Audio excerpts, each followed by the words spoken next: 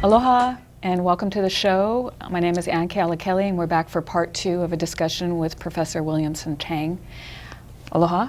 Aloha, yay for part 2. Yay, and thanks for sticking around so that we could keep on with this My interesting pleasure. conversation. My pleasure. Because I still want to keep linking it back to the fallout of the DOI hearing so that we can have a continuity of narrative here.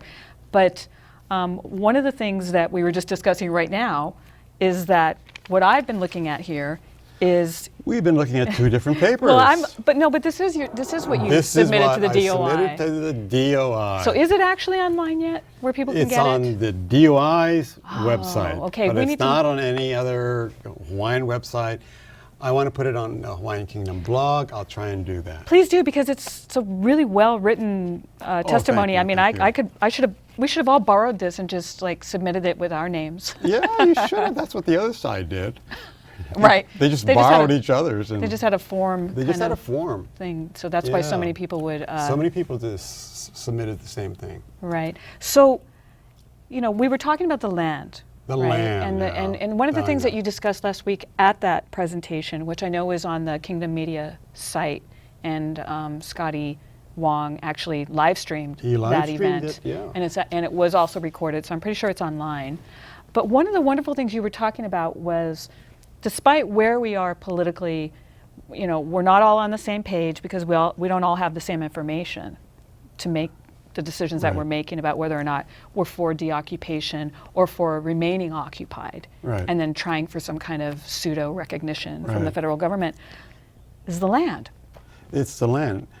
All Hawaiians know the Crown and government lands, or so-called ceded lands. Wait, first of all, before we go on, so let's make the distinction. Ceded, this land isn't ceded. No, the land isn't ceded. It's been called ceded by the United States and those who are benefiting from it, like the state of Hawaii. Right. It was really the Crown and government lands of the Kingdom of Hawaii were just confiscated. I mean, just taken. And occupied. And occupied by one of those puppet governments.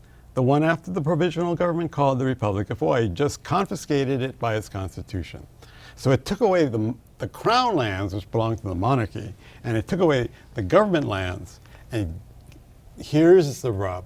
That joint resolution that we talked about, that joint resolution of 1898.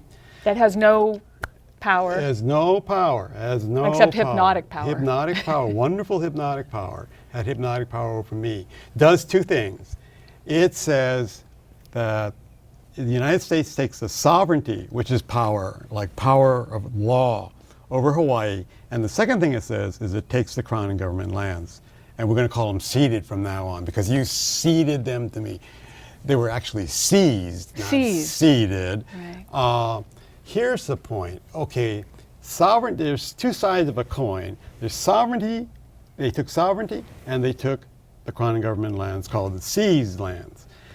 Hawaiians are arguing very emotionally about sovereignty, but we can get together about the Aina. We know we have a responsibility for the Aina. We all know that the taking of the Crown and government lands was wrong. Why don't we unite around that and fight that now? Use this time while we're fighting for the Crown and government lands to educate ourselves on sovereignty, and then we come together. But let's do something in the meantime, and that's fight for the Crown and government lands. But how do you see that fight taking place? Because in court. Oh, see, there's 2 different. Okay, I want to hear this, but I want you to know that I'm not somebody that's going to go to court. And I think most Hawaiians get a bit frustrated when educators and lawyers take resistance to the U.S. occupation into the classrooms and the courtrooms, and then it's not visible to any of us except maybe on a public access show like this. You know why it wasn't visible? This fight about the Crown and government lands started 14 years. For you? No, not me. I wasn't involved. Okay. But it started in about the 1990s over the sale of Crown and government lands. People fought that idea that the state could sell lands. OHA joined in the fight, so there was a group of people fighting this, individuals like John Osorio, all the way to OHA. It went all the way up to the U.S. Supreme Court. Yes. And here's the moment of darkness, the moment of sadness. Was in 2009. It was in 2009. The lawyer for the state of Hawaii, trying to protect and preserve these ceded lands, was asked by the Supreme Court who has title to those lands? And he said, we have title. And how did he say, and why did he say that? He said it because the joint resolution gave us title. Now, the joint resolution couldn't give you title. The joint resolution had no effect whatsoever. It couldn't give you sovereignty. If it can't give you the left arm, it can't give you the right arm. Left arm is sovereignty, the right arm is the land. So he was lying. The lawyer for OHA, or No, the lawyer for the state of Hawaii, the bad right, guy. Right. But the real betrayal comes. And who was the attorney? The attorney was a hired gun. Not from Hawaii. Not from Hawaii. He was a hired gun. Okay. Both of them were hired guns. Okay. And the attorney for OHA was asked the same question. Who has title to the Crown and government lands, or the so-called seas or ceded lands? And here's the betrayal. The OHA attorney should have said, the state doesn't have title, the United States doesn't have title, because the joint resolution couldn't give them title. You know what he said? He said the United States has perfect title. He said the state has perfect title. In other words, the Hawaiian lied. The Hawaiian misrepresented the truth. That was the moment for the court to know that the court wanted to know who owned the Crown and government lands. And that attorney was a Hawaiian attorney? No, he wasn't a Hawaiian attorney. Okay. He was hired by OHA. Okay. But clearly OHA told him what to say. I mean, he was trained in this mindset of OHA where they believe that the joint resolution works, that annexation succeeded, that Hawaii is part of the United States. That's the mindset of OHA. Why? They're a state agency. They were created by the state. The state is not for real. Right. I just want to say this, though. There are people at the Office of Hawaiian Affairs. In fact, I'd say I wouldn't be surprised if it was most of the Hawaiians who work there do see this as an occupation. They don't see it as a Really? legitimate. I don't think so. I think they're working in a system, the occupier's system, and I don't know how I always end up being the apologist for OHA, by the way, but I do believe that I'm glad to hear that. well, I do believe that the Hawaiians working there, Okay. even the ones who are pushing for some kind of form of Okay. federal recognition, I do believe they understand their history. Okay, OHA may have good people, but this was not one of the moments when Okay, that this wasn't- good guy this showed up. The wrong OHA person showed up, and the Supreme Court said, oh, you admit that it's perfect title from the joint resolution. So the moment we could have had before the world in which we could have showed two things. We could have showed that the Crown and government lands did not belong to the United States, and that they could have flipped the coin over, and they could have looked at the left hand, either way you look at it, and that would show that the United States didn't have sovereignty over the Hawaiian Islands. The joint resolution tries to do two things it can't do either. And the moment that was really before the U.S. Supreme Court, how often do we get up to the U.S. Supreme Court with this question? Never. Was in 2009. What I'm saying is we can fight that fight again. For example, the Mauna Kea 30-meter telescope is the on size of a ceded stadium, land. by the way.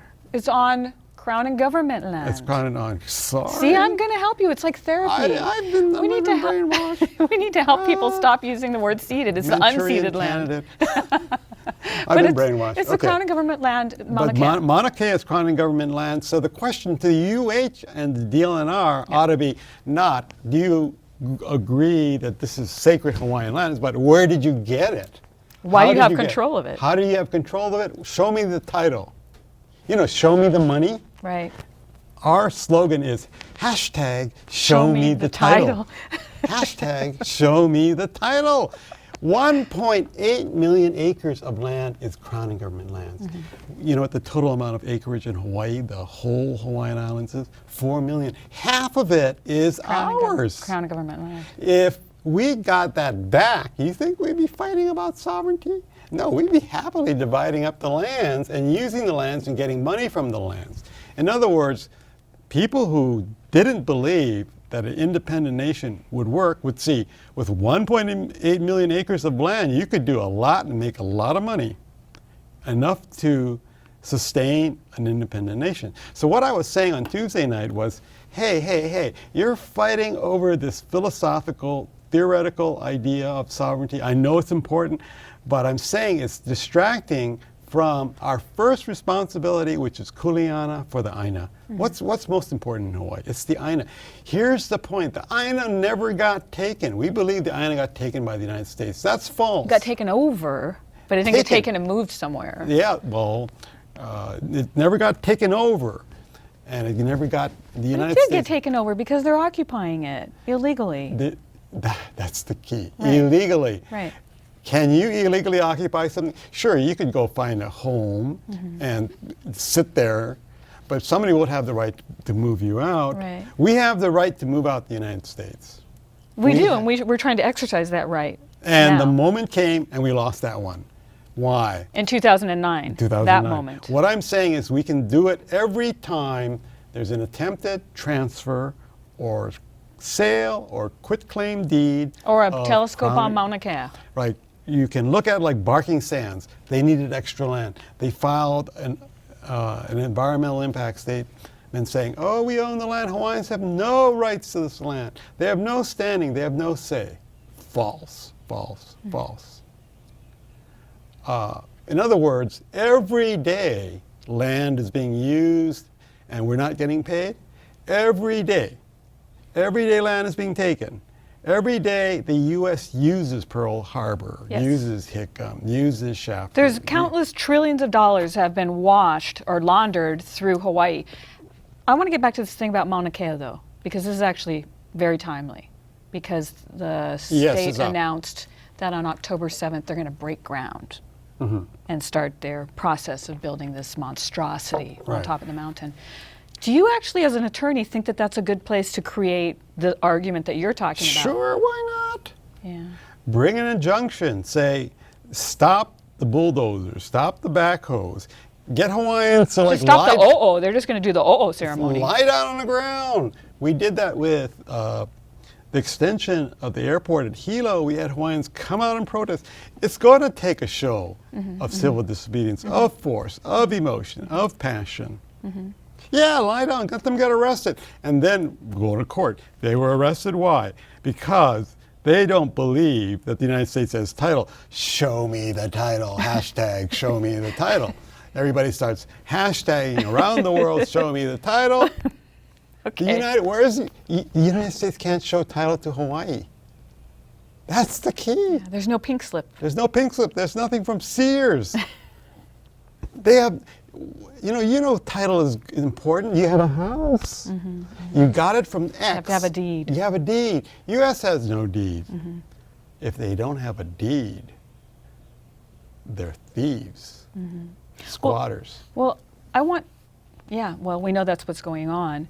Is that we know what's going on. A million people are squatting here. And the part that we go back to is, why won't people do anything about it? Because we're outnumbered by settlers who've come in, who don't care. They bought land. They don't want to see anything disrupt the status quo. Well, I'm always trying to figure out how to have that kind of a conversation with settlers, whether in Hawaii or to the country that they're coming from with regard to like the continental U.S., how to report things or how to discuss it with people. Because, one of the things about being American is Americans have the right or believe they have a kind of entitlement to do whatever they want. So in the minds of Americans, they see Hawaii as something they can do whatever they want with. They don't feel that they actually even have to consider the actual history of the place. And I think that's a really tough, it's a tough narrative to break in on, because they're as lied to as Hawaiians have been. You know what I do?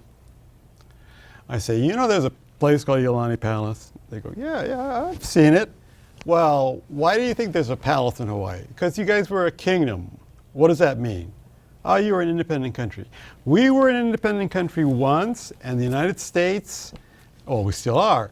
The United States recognized Hawaii in 1844 on July 6th by a letter from John Calhoun. Then you bring out the letter and you show them the letter. I got the letter. I got copies of the letter. I can give you a copy of the letter.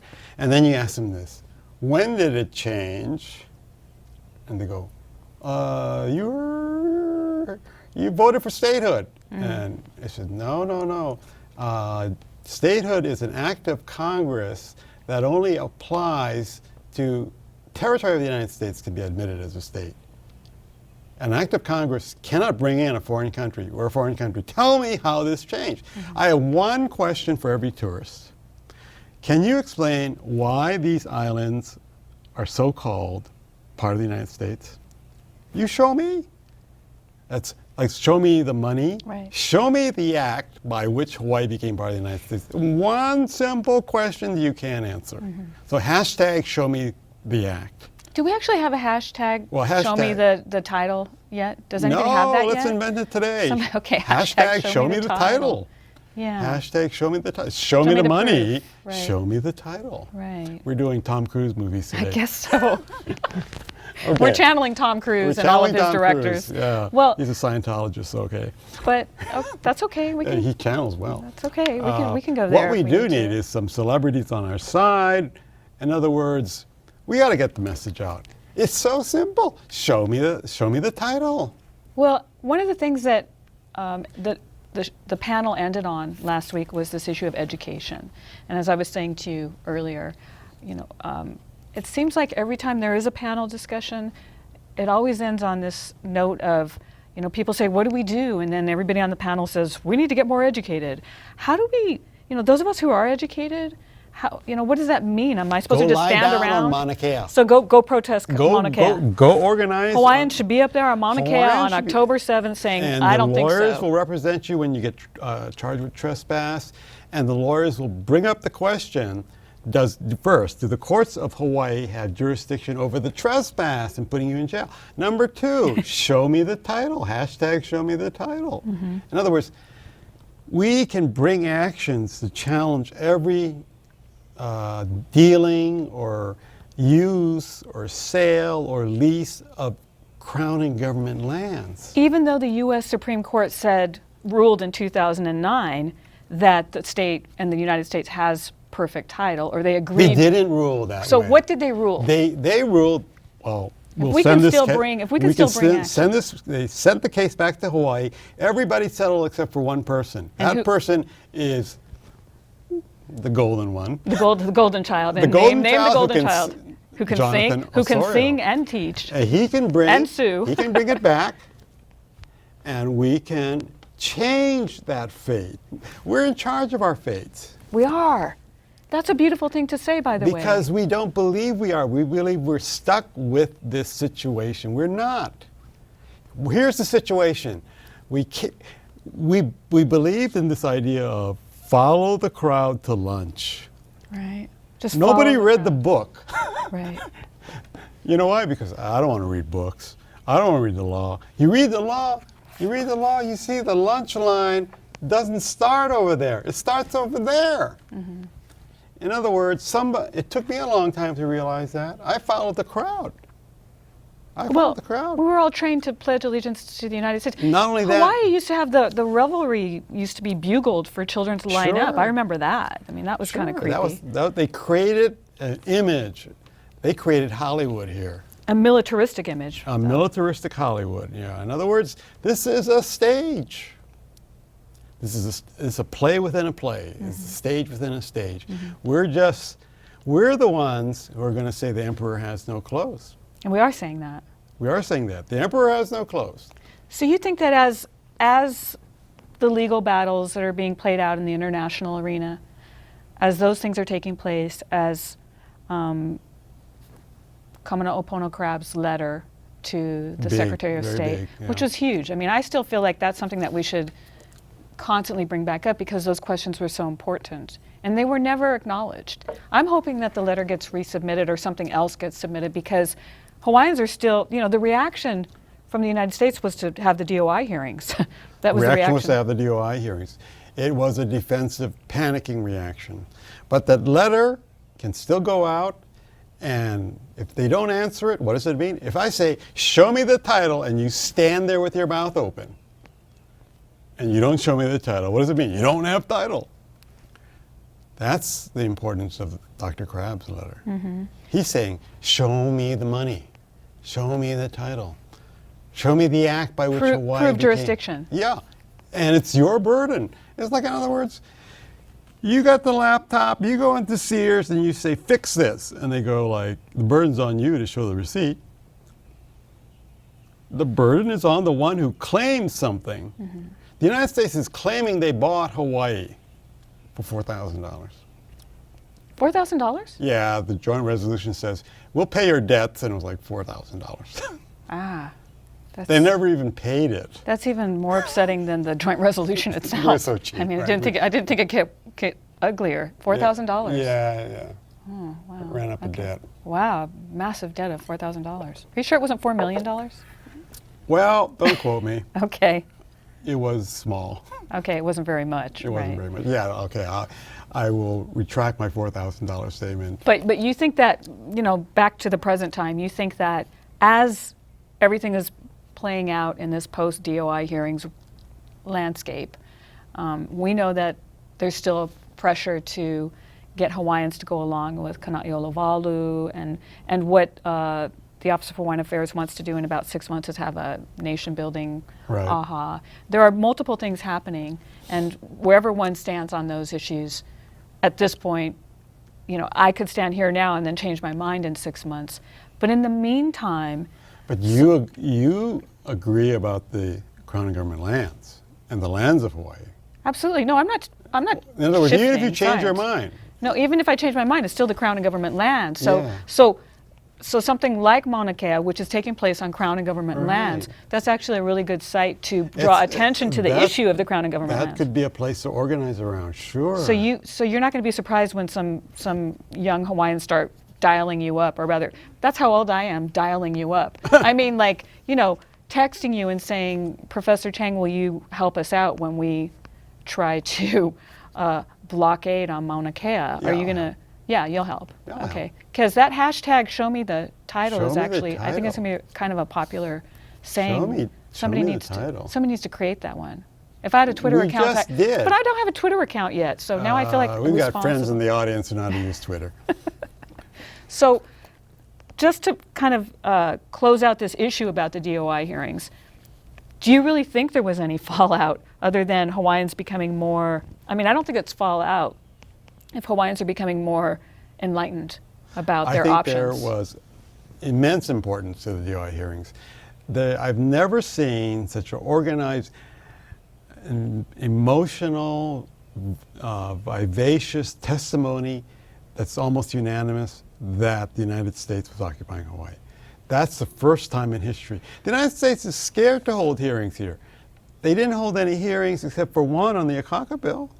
I know, and it was just like in some small room at the convention center. They're afraid to come here. Why are they afraid? Show me the title. And that's what you heard at the DOI hearing. So that's tremendous. You've got like 45 hours of tape of this that's that's part of the official record.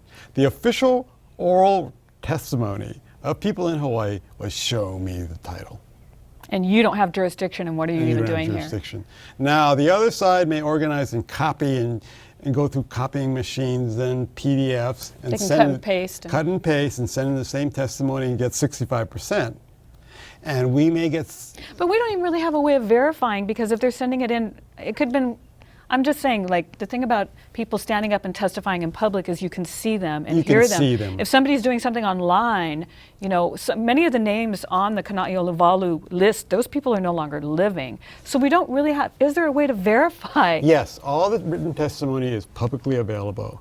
So no, I know it's available. Is it a way to verify that each of those people are alive? Yes. No way to verify. So you'd have to do you could verify whether they're alive. That'd be expensive. The question is... Well, there's a pattern of them using names of people who are no longer living. Is it all the same testimony?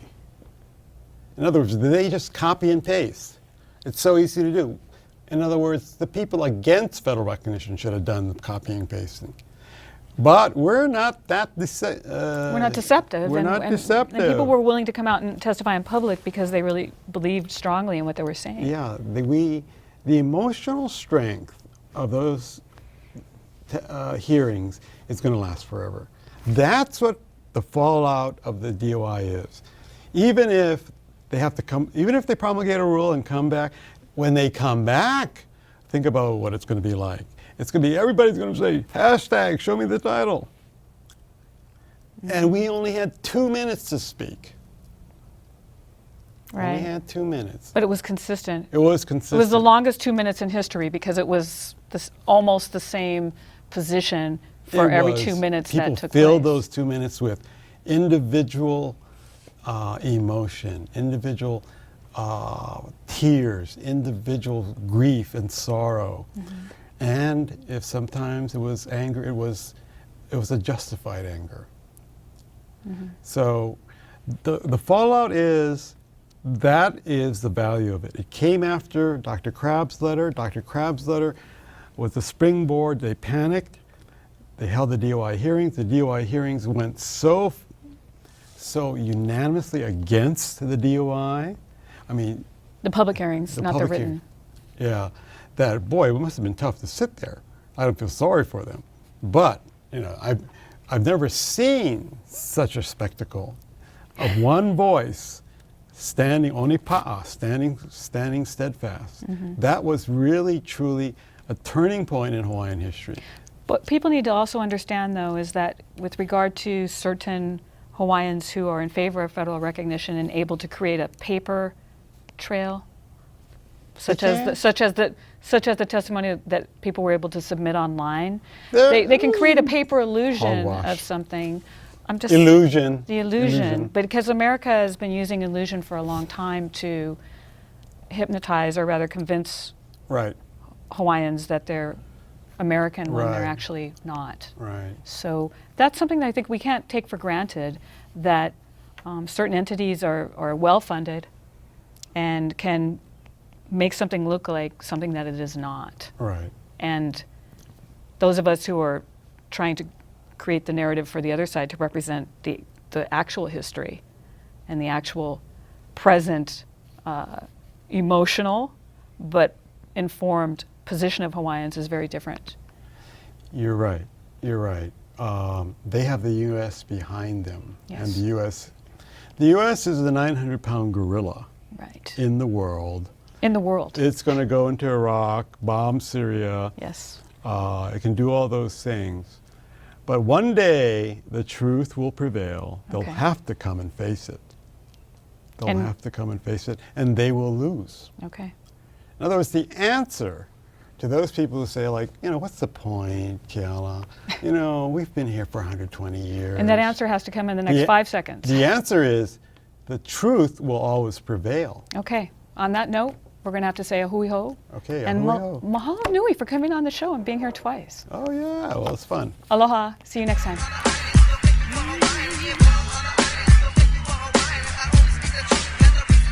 What is a true Hawaiian? What's a true Hawaiian? What is a true Hawaiian? Aloha. Tell me what's a true Hawaiian? Can you conceive the concept created in my brain? Apologies accepted, but the grudge remains as I stray to ease the pain that my people feel, while other people say it's no big deal. Charge 1, grand larceny. Uncle Sam better wash his hands because they're filthy. He did the dirty deed, can't you see it's hurting me? So I live my life day by day, keep asserting myself so that I may reach my full potential. Thanks and praise is not essential.